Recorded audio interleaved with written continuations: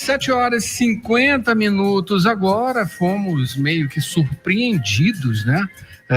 Na última semana com a divulgação de achados arqueológicos aqui em nossa capital, dizendo respeito aí a achados, né, de corpos, né, restos mortais indígenas aqui na nossa capital, através aí de uma escavação, em uma construção, em um condomínio aqui na nossa capital. E para falar sobre esse assunto, a gente recebe, claro, uma pessoa que tem tudo a ver com esse assunto, né?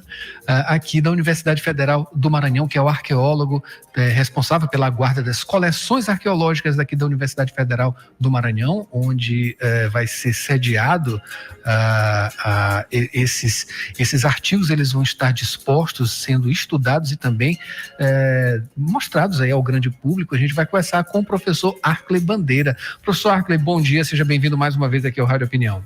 Bom dia, Adalberto. Bom dia, ouvintes da Rádio Universidade FM. É um prazer estar aqui com vocês. Satisfação a nossa de recebê-lo mais uma vez, né? Sempre bom conversar com vocês, não só sobre assuntos da universidade, né? Em termos administrativos, né? Porque você faz parte aí também da nossa direção, né? Da universidade, mas para falar sobre a sua especialidade, né? Que é justamente na arqueologia, dentro desses aspectos que são fantásticos, maravilhosos.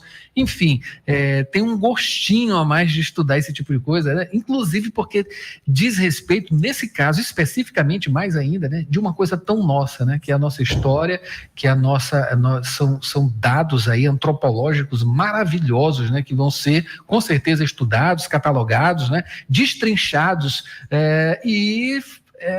feito concretizando a ciência acima de tudo. Enfim, qual foi pessoalmente para você a sensação, né, justamente de termos agora essa notícia que é muito boa e que tem uma vastidão, digamos assim, né, de frutos que podem render disso, inclusive turísticos também, né?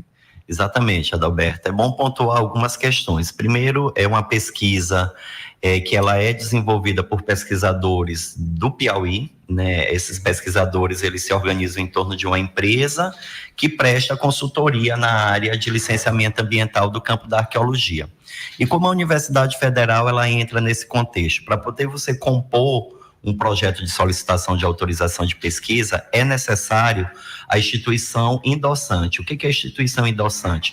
Caso se descubra materiais arqueológicos, esse material fica nessa instituição.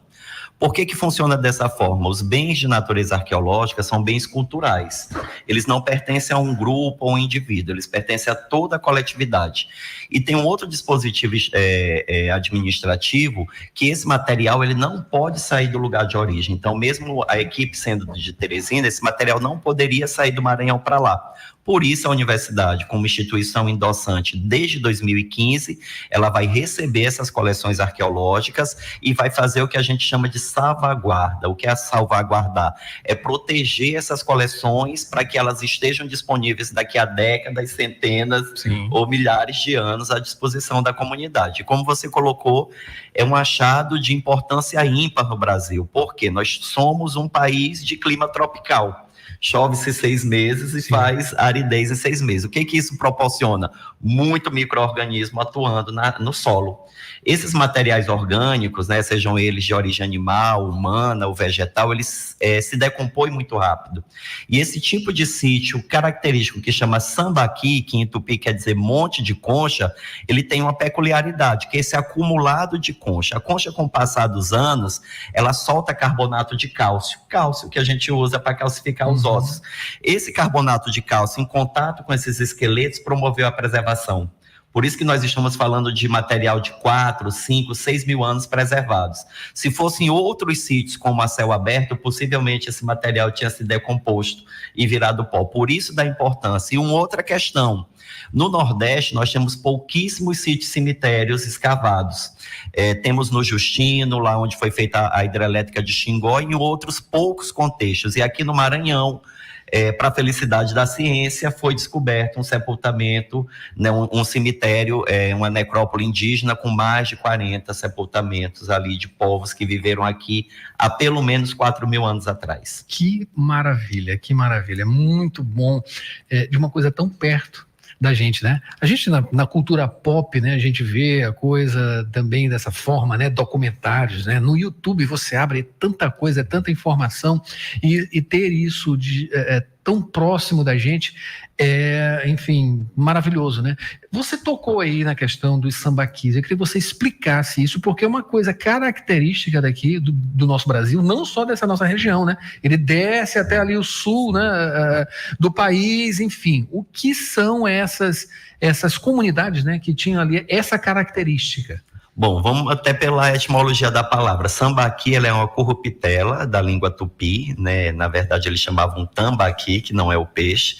E sambaqui, eles são montes de concha, amontoados de concha. Os tupinambás, quando colonizaram todo o litoral, aí em torno do ano 1000, eles encontraram já esses amontoados de concha, de povos que antecederam os tupinambás. O que caracteriza o modo de vida sambaqueiro? São populações que viviam da pesca, da coleta de frutos do mar, eventualmente a caça e consumo de vegetal em baixa escala. Então, isso quer dizer o quê? Que eram populações que estavam em ambientes estuarinos, provavelmente em áreas de deságue de rios, aqui na ilha de São Luís, né? No mangue, a gente tem uma riqueza.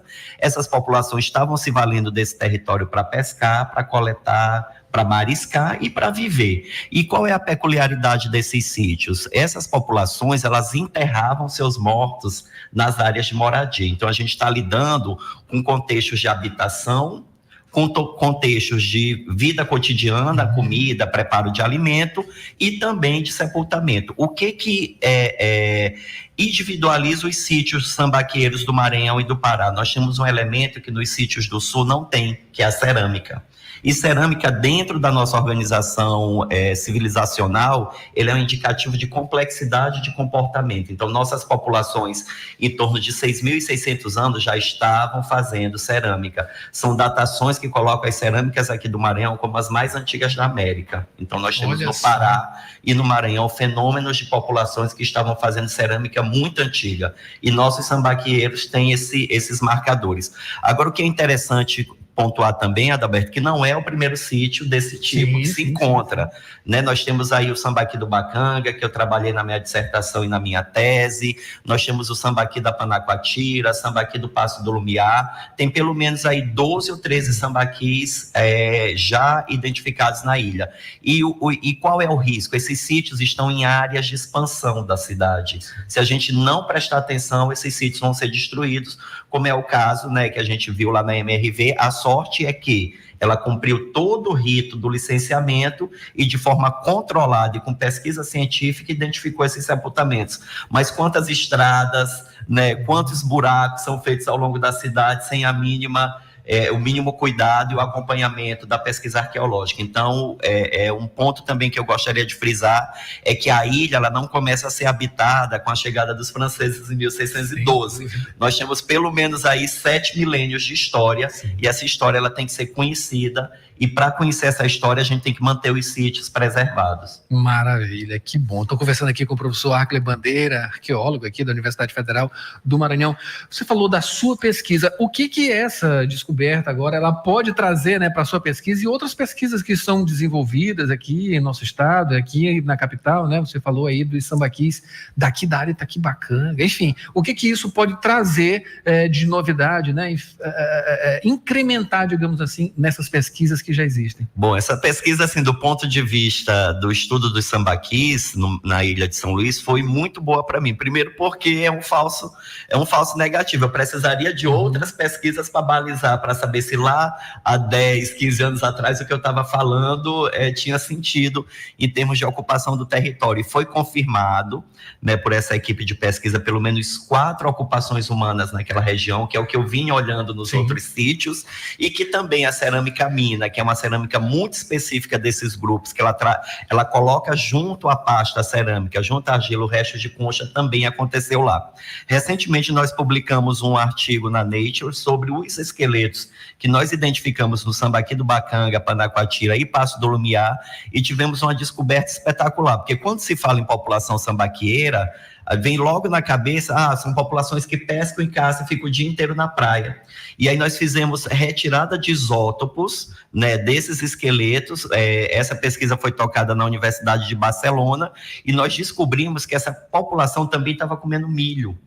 E aí foi um Deus nos acuda, porque milho, geralmente, ele ocorre no Brasil Central. As culturas humanas do litoral, elas comem mandioca, né, e derivados de mandioca. Então, isso é para dizer que a arqueologia ela é uma caixa de surpresa. Às vezes você tem uma verdade estabelecida ali há décadas e, de repente, um teste arqueométrico, uma análise de isótopos ou de DNA te dá outra informação. E quando a gente fala de mais de 40 indivíduos, a gente já está falando de uma população. Então, o que vai ajudar isso? A gente ter estudos populacionais desses grupos no passado. Dieta, tipo de comportamento, possíveis doenças, possíveis causas mortes, dieta através do estudo de dente, DNA antigo, para ver as origens dessas populações. Então, você trabalhar com mais de 40 indivíduos é uma coisa espetacular do ponto de vista de compreender essas populações para além da sua cultura material, que são os objetos que cercavam no dia a dia. Por falar em objetos, né, qual é o aspecto cultural que dá para sentir, que dá para extrair do que foi encontrado lá? Porque a gente sabe, como você falou, né, a questão da cerâmica, ela demonstra ali uma coisa cultural também, né? O que se pode observar, né, pelo menos já de primeiro impacto, de primeira observada, no que foi achado agora? Bom, começando pela cerâmica, a cerâmica ela pode ser indicador, como eu estou dizendo, de etnicidade. Cerâmicas diferentes, no mesmo contexto arqueológico, provavelmente são originárias de grupos humanos diferentes. Sim. As pessoas buscavam fazer as coisas um pouco diferentes. Então, nessa área da Chácara Rosane, nós temos pelo menos 4 ou 5 tipos cerâmicos. Então, aquela região, ela foi ocupada pelo menos por 4 ou 5 grupos étnicos diferentes. E especialmente grupos vindos da Amazônia no ano 1000, que já não eram mais sambaquieiros. O que a gente está tratando lá? De um sítio que foi reocupado de formas diversas ao longo de 5.000 anos, como na Europa. Você começa a cavar na Europa, você vai desde o período medieval, bizantino, galo-romano, neolítico e paleolítico, é como funciona aqui. Nós também vimos na coleção artefatual de objetos machados polidos, então também eram grupos que já dominavam o polimento da rocha. Para que esse polimento? Machados para derrubar a árvore, abrir áreas, machadinhas menores para você escavar madeira para fazer canoa. Encontramos também bastante artefatos em ponta. Então, o esporão de arraia, para quem conhece, não precisa trabalhar muito, ele já pode perfurar. Né? Você ter uma casca de uma ostra também, ela é afiada, você pode usar ela como faca e escamador. Então, todo o conjunto artefatual, ele nos ajuda a contar a história desse povo. Diferente dos colegas da história que se vale de documentos escritos para contar a história, a arqueologia ela se vale quase que 100% de objetos. Então, são a ciência da cultura. No período que são nossos documentos. O nosso contexto arqueológico, ele é formado pelos artefatos, pela espacialidade do sítio e o tempo. Como é que a gente obtém o tempo? Através das datações. Então, por exemplo, o carvão pode ser datado, cabelo, unha e o próprio osso desses indivíduos também podem ser datados, para a gente ter mais ou menos a expectativa de tempo que essas populações viveram nessa região.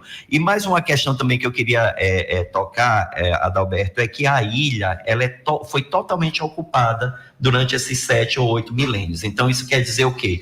Muito cuidado ao abrir buraco, né? Tenham ciência que você pode fazer uma descoberta fortuita, e caso se descubra algo, né, que você não esperava ali na sua obra, leve essa comunicação às autoridades públicas, que elas vão saber o que fazer com esse material. O que a gente não pode é deixar destruir, ou se apropriar. Esse material ele não pode ser de 1 ou de 2 pessoas, ele é todo da gente. Então, esse ponto também que é da sociedade. E a pessoa pode estar ali justamente em cima de um grande tesouro, né? Sem exatamente, literalmente.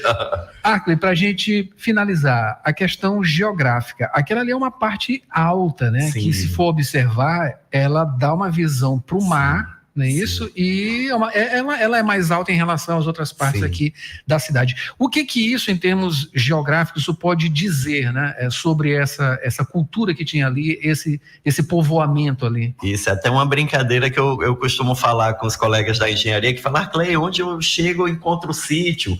Aí eu pergunto, onde é que você procura terreno para colocar a sua obra? É numa área brejosa, pantanosa ou num topo de colina? No topo de colina. Eu falei, as pessoas do passado também privilegiavam isso. Isso chama, Adalberto, na arqueologia, domínio da paisagem.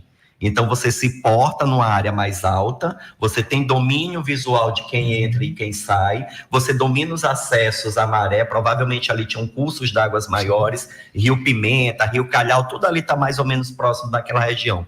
E Claude Abbeville, um cronista francês que esteve aqui, né, na missão francesa de fundação da França Equinocial, ele deu conta no livro dele, né, a história da missão francesa na Ilha do Maranhão, de 27 aldeias. No mínimo. Então, nós estamos falando aí de 27 áreas potenciais de sítio, e que, inclusive, alguns nomes permaneceram. Provavelmente, essa aldeia lá onde está a Chácara Rosane era a antiga aldeia do Turupi, que é Turu. Mas a gente tinha a aldeia do Araçagi Sergipe, que é o bairro do Araçagi, a aldeia de Exauape, que é onde estava o Vinhais Velho, a aldeia de Maracanã, onde está Maracanã, a aldeia da Maioba, onde está Maioba, a aldeia do Geniparana, onde está o Geniparã. Então, os próprios nomes, né, de origem tupi indicam essa presença antiga. E convém pontuar também que os tupis foram os grupos que os colonizadores encontraram, mas vieram pessoas, né, aqui ocupando a ilha muito antes dos tupis. Seriam os ancestrais dos ancestrais do que a gente considerou povos indígenas. Esses grupos. Por volta de 2.000 anos? Nós temos uma cronologia aqui na ilha que vai de 6, bem datado, né? Tem uma datação para o sítio Chácara Rosane de sedimento, que dá 9.000 anos, mas a gente precisa ter datações das peças. Mas aqui para a ilha, nós temos um contexto de datação muito bem seguro, com mais de 80 datas, que diz que nossa ilha é ocupada pelo menos 6.600 anos atrás. 6.600 anos até a chegada dos colonizadores. Então, se a gente pega todo esse processo de temporalidades aqui, nós temos pelo menos aí quase 7 milênios de pessoas vivendo, de história, e pessoas vivendo na nossa ilha. Então, foi boa essa descoberta também do ponto de vista pedagógico, para as pessoas, né, introjetarem que a nossa história ela não começa no século XVII. A nossa história ela tem uma profundidade temporal maior. Para finalizar agora mesmo, né? Tá bom, né? É demais, isso é muito instigante, né? Muito instigante, mas a gente já está no limite do tempo aqui, mas eu tenho que perguntar isso. O olhar exterior para justamente essas descobertas. A gente está falando aí de uma integração, né, de uma história com o resto da história do mundo, né? Enfim, que é muito antigo. Sim. Bom, essas descobertas, elas já estão, né, dentro da comunidade, ela já tem, a comunidade arqueológica já sabe dela há uns 2 anos, pelo menos, da descoberta dessa necrópole. Além das parcerias com a própria equipe de pesquisa do Piauí, que vem para cá, que é Conceição, o Hélito Lage, uma orientando a minha aqui do PGCUT, a Fernanda, também trabalha nessas escavações, nós já temos aqui bem encaminhado o convênio de cooperação para estudo de DNA antigo com a Universidade de Barcelona. Estamos aí tentando construir também um convênio de cooperação com o Museu de Arqueologia e Etnologia da Universidade de São Paulo, justamente para que a gente possa estudar com mais acurácia. A informação arqueológica, ela demora um pouco. Não adianta a gente espremer o limão e tentar dali fazer uma limonada que foi descoberto agora, exatamente. O que se tem ciência agora? Dessa necrópole que está sendo escavada, precisa ter calma, a escavação não pode ser demorada. E qual é o passo seguinte? Justamente a análise. E essa análise, ela tem diversas naturezas, desde a datação, DNA, dieta, isótopo, craniometria, físico. Então, você tem uma série de áreas ali conjugadas para entender esses esqueletos. Mas eu já te digo que é uma notícia que chamou a atenção da comunidade arqueológica para cá, para a Ilha de São Luís, em decorrência da importância desses achados. E o que é legal, esse material vem para a universidade. É isso que eu ia perguntar. Quando a gente vai estar, quando a gente vai poder ver isso? Os sepultamentos, eles já estão aqui na universidade, eles ainda não estão sob a nossa guarda. A equipe de pesquisa ainda responde legalmente por esse material, mas nós temos 3 containers aqui que os esqueletos vieram, que a gente chama casulo, encasulados, protegidos no sedimento para cá, para que eles possam ser escavados com calma em laboratório. A perspectiva é que a empresa que demandou os serviços de arqueologia financie, né, sem ônus nenhum para a universidade, um espaço para que esses esqueletos possam ficar salvaguardados, assim como os restantes de materiais retirados, e aí a universidade ela vai dar vazão a estudos através de cooperação, dissertações, teses, iniciações científicas. A exposição, eu quero saber da exposição.